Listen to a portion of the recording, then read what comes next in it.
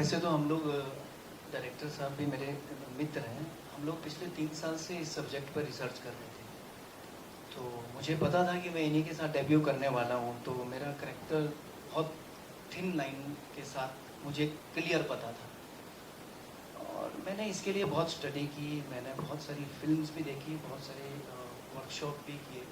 और ये करैक्टर मेरे जो व्यक्तित्व है उससे बहुत डिफर है। मैं तो बहुत हंसने खेलने वाला इंसान हूँ, मगर इस पूरी फिल्म में ये जो करैक्टर है ये बहुत परेशान है। और एक्चुअली इसकी एक कहानी है, अपनी एक जर्नी है।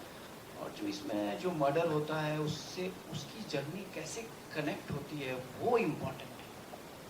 तो पड़ताड़ना है, और उस पड़ताड़ना को वो कैसे अपने आप से कनेक्ट करता है वो आपको ट्रेलर में भी दिखा होगा। जब आप फिल्म देखोगे तो डेफिनेटली मेरा करेक्टर पर्टिकुलरली आपको पसंद आएगा। आपको लगेगा नहीं कि ये डेब्यू हो रहा है, आपको लगेगा कि मैंने बहुत काम किया है, मगर ऐसा नहीं है, मैंने थिएटर ही किया है। देखिए, हमने तो फिल्म बनाई है कंट्रोवर्सी करने वाले कंट्रोवर्सी कर रहे हैं। हमने तो फिल्म बनाई है एक अवेयरनेस के लिए।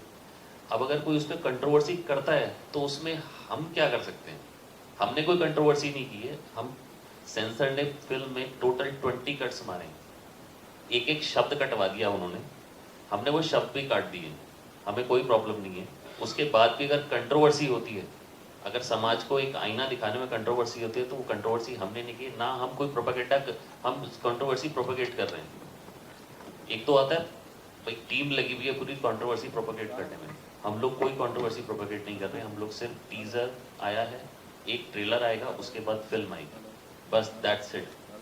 जैसे मैंने पहले भी बताया था, जरूरी क्यों है, जरूरी क्योंकि मैं बहुत लोगों से ऐसे कनेक्ट करती हूँ। एक बार मेरा इंसिडेंट हुआ था, मैं जा रही थी पुणे, तो मेरा ड्राइवर था जो बैठा था। ऐसे ही हमने डिस्कशन में कई बार ऐसे कुछ अच्छा लगता तो बातचीत कर लेती।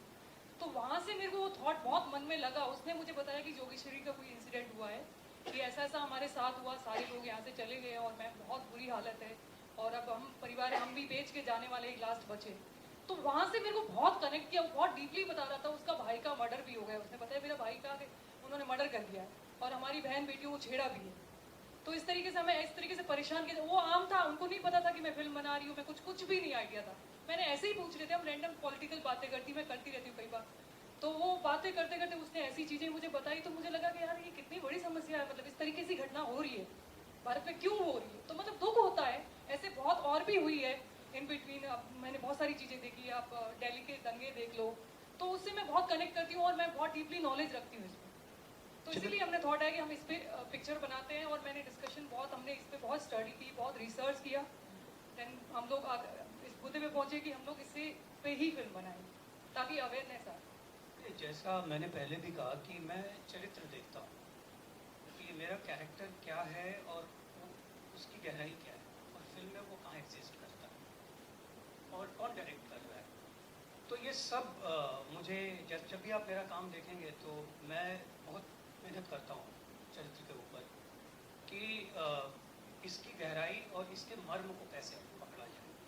तो बेसिकली इस कैरेक्टर के जो मर्म को पकड़ने की जो मैंने कोशिश की, उसमें मुझे ये लगा कि ये चरित्र मुझे करना चाहिए। और इन्होंने पूरी कहानी मुझे सुनाई।